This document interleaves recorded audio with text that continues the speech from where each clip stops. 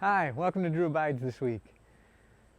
Gorgeous sunny day in La Crosse, as you can well see. We've got to take advantage of these days as they're becoming fewer in number. Nice to spend it outside if you can. That's one of the great things about this area with the river and the activities outside. And just this past weekend, we took advantage of sort of a day like this. It wasn't as sunny, but it was beautiful nonetheless.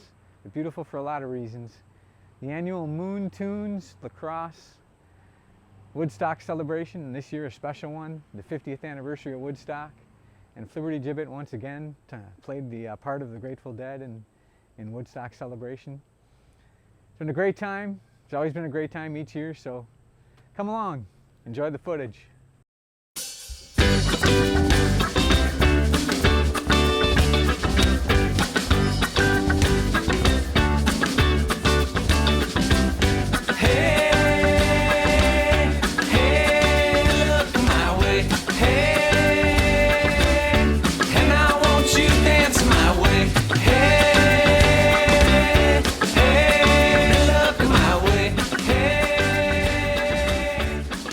Woodstock is a joyous day for musicians.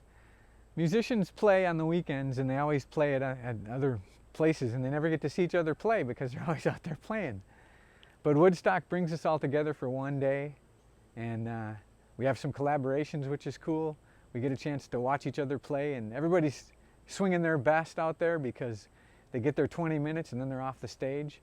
And nobody's covering their own music, but that's all right. The premise of the whole Woodstock celebration is covering other artists that performed at Woodstock. And so each year we get The Who, Santana, Creedence Clearwater Revival, Jefferson Airplane, and others. And Flibberty Gibbet is the Grateful Dead, and it's always a great fun to play some old Dead songs. And we try and bring new ones out each year and just have a blast doing it. And the fact that we get to collaborate with some people and watch our fellow musicians, it's a day that I come at the beginning and I stay till the bitter end, and it's just a fantastic time. Wow, that's a big question. I would have to give it to The Who. That's Mike Von Muchow and Jimbo Zill and others that played some incredible music, but also did what The Who did so well and smashed their stuff. And that was such a rock and roll move. It was so unexpected. It was just great to see that. A real rock and roll ending to a 20-minute set. Hard to follow them. It was a good time. There was other fantastic performances all throughout the day. Yeah, we had a tough act to follow. We followed Dave Rogers from Dave's Guitar Shop doing Santana, and Dave, our drummer, playing drums with him. He's always good for that. But they had a great rhythm section, percussion section, and just fantastic performance by them too. And he brings it every year. Dave's just a super fine musician. And a good guy. He brings the equipment, the backline amps. He donates those each year so for all of us to use. And just all the spirit of collaboration with what goes into it, with the different groups that come together for the day to put together this performance. It's outside of the music as well, the people in the community that do so much. It's just a great coming together of community. And it's nice that the music brings it all together. Guido played with 2 bands, technically 4 bands. Because he played with Flib, then Mr. Blink covered the Jefferson Airplane, Janis Joplin, and Joe Cocker. But they were all up there together as Mr. Blink, so they did the finale as Joe Cocker always ends the finale with a little help from my friends, and that's the perfect ending to the day.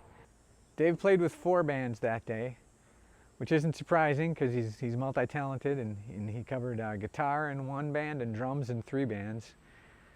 And he had fun doing it. I know he did. Matt collaborated with The Who, played with us as well. Kyle played with Blood, Sweat, and Tears, played with us as well.